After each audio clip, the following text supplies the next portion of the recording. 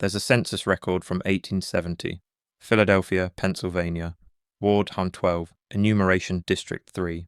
The census taker lists 47 residents at the same address. Not an apartment building, not a boarding house, an institution, but it's not labelled as one.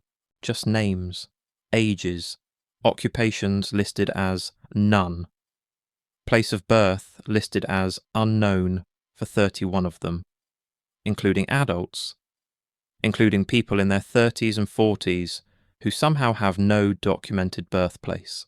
At the bottom, in small script, the enumerator added a note: subjects unable to provide family history, records pending, in 1870, for people who should have been born in the 1820s and 1830s, in cities with birth registries, in states with municipal documentation. Where did these people come from? Now multiply that one building by hundreds, then multiply those hundreds across every major city in America, Britain, France, Germany, Russia, Argentina, Australia. Between 1850 and 1900, census records worldwide show an explosion of people with no documented origin. Adults with no birth records, children with no parents, families with no history before a certain date. Not individuals, not isolated cases, thousands, tens of thousands, maybe millions. People who appeared in the system fully formed. Adults with occupations but no employment history. Children who spoke languages their supposed parents didn't. Entire demographic groups that materialized in the historical record as if they'd been transported from somewhere else, or someone else. What if the Mudflood didn't just bury buildings? What if it displaced populations? And what if managing those displaced populations required the largest coordinated effort in modern history, one we've been taught never happened? Let me show you numbers that don't make sense. The 1850 US Census recorded approximately 23.2 million people. The 1860 Census showed 31.4 million. That's an increase of 8.2 million in 10 years. Immigration accounts for some of it. Natural population growth explains more. But here's where it breaks. Between 1860 and 1870, during and immediately after the Civil War, a conflict that killed over 600,000 people, the population still increased by 7.1 million. A decade of war, massive casualties, disrupted family formation, economic devastation across the South, and yet population growth barely slowed. Where did those people come from? The official explanation points to immigration, and yes, immigration was significant. But examine the arrival records. The documented immigration for the 1860s totals approximately 2.3 million people. That leaves nearly 5 million unaccounted for in a decade when birth rates should have plummeted and death rates soared. The pattern repeats globally. Britain's 1851 census showed 27.4 million people in England, Wales and Scotland. By 1871, that number reached 31.6 million, a steady, explainable increase, except when you look at the regional breakdowns. Cities like Manchester, Liverpool and London showed population explosions that immigration and natural growth can't fully explain. And rural areas that should have been losing people to urban migration actually maintained or increased their numbers. In France, the population grew from 35.8 million in 1851 to 36.1 million in 1872, despite the Franco-Prussian War, despite catastrophic cholera epidemics, despite massive emigration to Algeria and other colonies. The numbers don't add up unless something or someone was adding people to the system faster than events could remove them. Now look at what the census takers actually recorded. In the 1860 US Census, there's a category that appears with alarming frequency in urban areas. Place of birth unknown, not foreign born, country unknown. That's a separate category. This one specifically says the enumerator couldn't determine where the person was born, not even which state or country. In New York City alone, the 1860 census lists over 4,000 individuals with unknown birthplace. Not immigrants who didn't speak English. The category appears for people who spoke English fluently, who had been living in the city for years, who held jobs and rented homes. They just couldn't say where they were from. The 1870 census introduced a new category: father's birthplace and mother's birthplace. This should have clarified origins. Instead, it created more questions. Thousands of entries show children born in America with both parents listed as unknown birthplace. Not foreign, unknown. How is that possible? How do American-born children in the 1870s have parents whose origins can't be determined? Whose entire family history stops at an arbitrary point as if they simply appeared? Between 1850 and 1900, foundling hospitals across the Western world experienced an unprecedented surge. The New York Foundling Hospital, established in 1869, processed over 45,000 children in its first 30 years. That's an average of 1,500 children per year, arriving with no parents, no family, no documented history. The official explanation: poverty, immigration, urban crowding, leading to child abandonment. But examine the intake records that survive. Many of these children weren't infants. They were 5, 6, 7 years old enough to remember their parents, old enough to describe where they came from. Yet the records consistently note child unable to provide family information, memory unclear, contradictory statements about origin, not refuses to tell, unable. The Hôpital des Enfants Trouvés in Paris showed similar patterns. Between 1850 and 1880, it processed approximately 130,000 children. The records describe them as found wandering, discovered in public squares, brought by individuals who claim no relation. 130,000 children. In 30 years, in one city. Where did they come from? And why couldn't they say? Now we reach the largest documented relocation program in American history, one that's treated as a footnote in textbooks. Between 1854 and 1929, the Children's Aid Society and other organizations transported an estimated 250,000 to 300,000 children from eastern cities to rural areas in the Midwest and West. 250,000 children. The official narrative presents this as a charitable program. Poor urban children sent to farm families for a better life. A progressive solution to poverty and overcrowding. But examine the logistics. How do you find 250,000 farm families willing to take in children? How do you coordinate that placement across 45 states? How do you transport that many people using 19th century rail infrastructure? And most critically, where did 250,000 orphans come from? The Children's Aid Society's own records admit that many of these children had living parents. Not orphans, half orphans, one parent living, or street children, both parents alive but deemed unfit. But when you trace those family connections, they dissolve. Parents listed in intake forms can't be found in city directories, addresses don't exist, names don't match any birth or marriage records. It's as if the children were created specifically for removal, complete with fictional family histories designed to justify their displacement. I've covered the asylum boom before, but the demographics need closer examination. Between 1850 and 1880, the institutionalized psychiatric population in the United States grew from approximately 8,000 to over 91,000. That's more than 1,000% growth in 30 years. But here's what the aggregate numbers hide. The patient profiles don't match expected mental illness patterns. Mental illness typically shows relatively stable prevalence across populations. Roughly 1.2% of any given population experiencing severe mental illness requiring institutional care. So in 1850, with a population of 23 million, you'd expect around 230,000 to 460,000 people with severe mental illness. Only 8,000 were institutionalized. By 1880, with 50 million people, you'd expect 500,000 to 1 million with severe mental illness. Only 91,000 were institutionalized.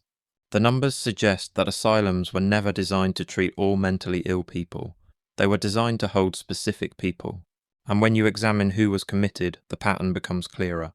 The Athens Lunatic Asylum records from 1874-1890 show 1,847 admissions. Of those, 623 were diagnosed with melancholia with amnesia, another 312 with acute mania with temporal confusion, another 201 with dementia with fabrication of memory. That's over 60% of admissions showing some form of memory disturbance. Not hallucinations, not violent outbursts, memory problems. And here's what makes it impossible to dismiss. Many of these patients were admitted not because they forgot things, but because they remembered things that didn't match the official record. Now examine how immigration records complicate this picture. Ellis Island opened in 1892, creating the centralized immigration processing we recognize today. Before that, immigration records were sporadic, inconsistent, often non-existent. Between 1850 and 1890, an estimated 11.7 million immigrants arrived in the United States. That's documented. But when you try to trace individual immigrants through the system, connections break down. Ship manifests often don't match census records. Names recorded at entry don't appear in subsequent documentation. Entire shiploads of people seem to vanish into the interior with no trail. The official explanation: poor record keeping, name changes, geographic dispersal. But the pattern is too consistent. Too many immigrants arriving in New York, Boston, Philadelphia, and Baltimore who never appear in any subsequent record. Too many documented arrivals with no documented descendants. As if immigration provided perfect cover for introducing people into the system from somewhere else. As if ship manifests could be padded with names of people who arrived through other means. People who needed origins. People who needed to be explained. Here's where it gets more subtle and more disturbing. Between 1870 and 1910, Western nations simultaneously implemented professional credentialing systems. Doctors needed licenses, lawyers needed bar admission, architects needed certification, teachers needed formal training. This seems like natural modernization, professional standards improving. But examine the timing and the effect. The credentialing systems emerged exactly when you'd expect the last witnesses to a pre-reset world to be entering professional life. People born in the 1850s and 1860s who might have childhood memories of the world before. And the credential systems had a specific requirement: documented educational history. You couldn't just demonstrate competence. You needed proof of where you learned, who taught you, which institution certified you. If you learned through apprenticeship, through family tradition, through methods that predated the new system, your knowledge didn't count. Suddenly, elderly craftsmen with decades of experience couldn't practice without certification they could never obtain. Traditional healing practices were criminalized as medicine without a license. Architectural knowledge passed through generations became unsafe and uncertified. The effect was systematic elimination of anyone who might possess pre-reset knowledge or skills, not through force, through bureaucracy. You couldn't prove where you learned it, so it didn't count. And if it didn't count, you couldn't practice. And if you couldn't work, you became dependent on institutions that could shape what you remembered and what you said.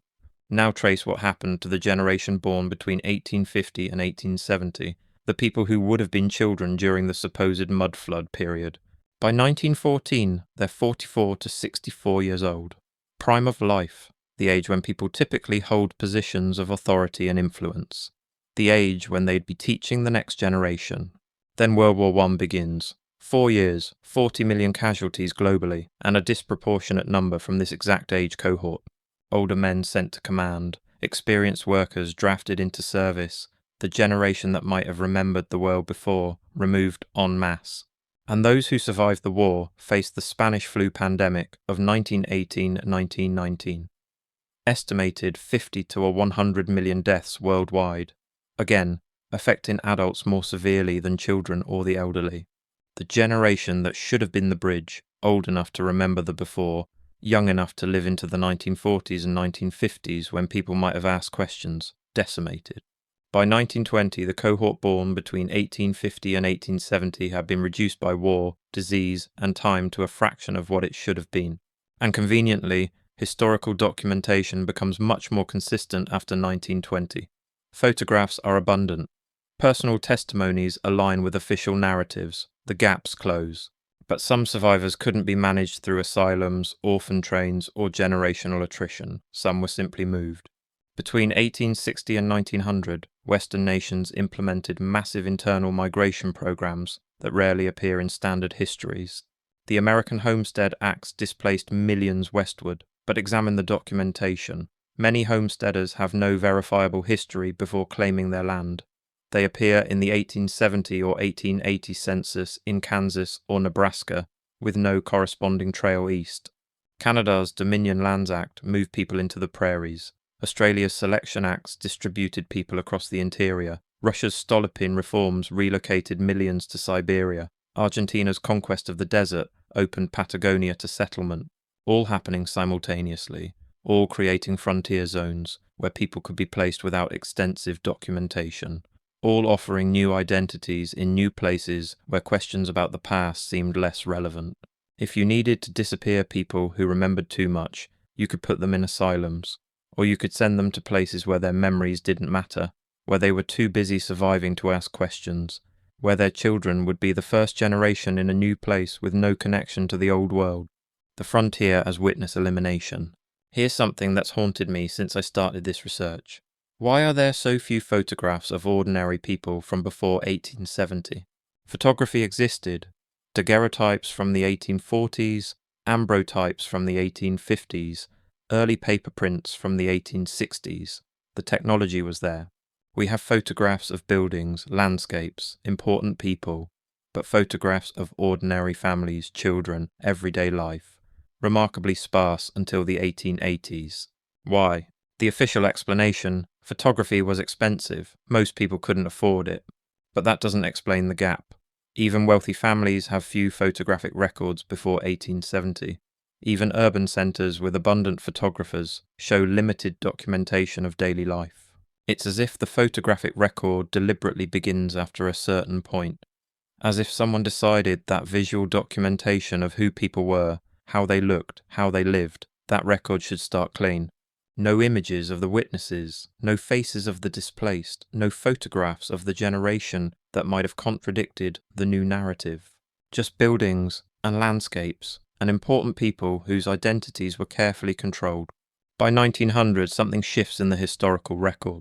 The census anomalies decrease. Foundling hospitals report fewer intakes. Asylum admissions stabilise. The orphan trains slow to a trickle, then stop entirely in 1929. It's as if the problem solved itself, or was solved. The generation born after 1880 shows much more consistent documentation. Birth records are more complete. Family histories are more traceable. The gaps in the record start closing. Not because record-keeping improved, it had been adequate before, but because the population had been normalised. The displaced had been absorbed. The witnesses had been removed or silenced. And the children born after 1880 inherited a clean slate. No memories of the before, no confusing stories from grandparents about cities that look different, no contradictions to navigate. Just the official history, taught in newly standardized schools, reinforced by newly credentialed experts, documented in newly organized archives. Within one generation, the reset was complete. When you assemble everything, the census anomalies, the foundling explosion, the orphan trains, the asylum demographics, the credentialing systems, the wars and pandemics, the geographic displacement, you're left with an unavoidable conclusion. The Mudflood didn't just bury buildings, it displaced populations. Millions of people finding themselves in a world that had physically changed, in cities that sat higher than they remembered, among structures that were labelled differently than before, and those people had to be managed. Not killed, not imprisoned in the traditional sense, absorbed, redirected, displaced into systems where their testimony couldn't cohere into collective memory. Children sent west on trains, given new names, integrated into families with no knowledge of their past. Adults with problematic memories committed to asylums, their testimony medicalised into symptom. Skilled craftsmen stripped of credentials, forced into dependency or silence. Entire populations relocated to frontiers where the past didn't matter and survival consumed all attention. And all of it coordinated, not through a single authority, but through parallel systems implemented simultaneously across dozens of nations. Immigration programs providing cover, asylum expansions containing the confused, orphan relocation breaking generational memory, professional credentialing eliminating old knowledge, then war and pandemic to remove the last witnesses. Time to let the final memories fade. It wasn't a conspiracy. It was infrastructure, systems designed to absorb a displaced population and erase their collective memory within 2 generations. And it worked. So where did they all go? Some died, certainly. Wars, disease, old age, the natural attrition of time. But many didn't die. They were absorbed, processed through systems designed to break their connection to the past. The 250,000 orphan train children grew up as farmhands and ranch workers with no knowledge of where they came from. Their children knew even less. The 91,000 asylum patients died in institutions, their testimony filed as delusion. Their families, if they remembered them at all, were told not to speak of it. The millions displaced to frontier territories built new lives in new places. Their children learned not to ask about the old world, because there was no old world, just here, now, the work of survival. The credentialed professionals replaced the traditional craftsmen. The new knowledge system replaced the old, and within one generation the methods and memories of the before were lost. By 1920, anyone who might have had clear memories of the world before 1850 was dead or discredited.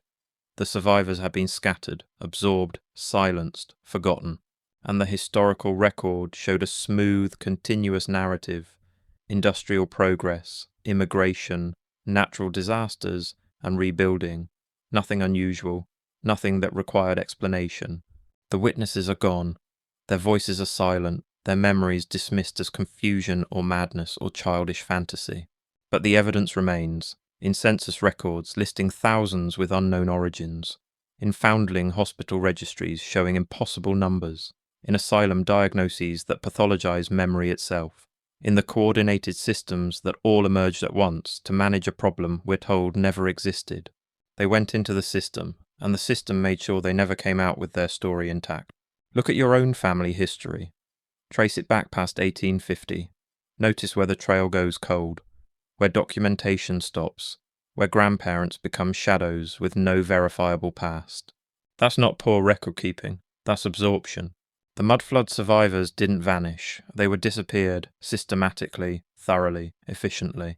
And the proof is in the silence, in the missing faces from photographs that should exist, in the missing voices from records that survive, in the missing memories from families that should remember. They told us where they went. They went into asylums labelled as madness, onto trains labelled as charity, into frontiers labelled as opportunity, into wars labelled as duty. They went everywhere we don't look, and we don't look because we've been trained not to see the pattern. But once you see it, you can't unsee it. Where did all the Mudflood survivors go? Everywhere and nowhere, absorbed into a system designed to make them forget who they were, where they came from, what they'd seen, until their story became myth, and myth became madness, and madness became silence.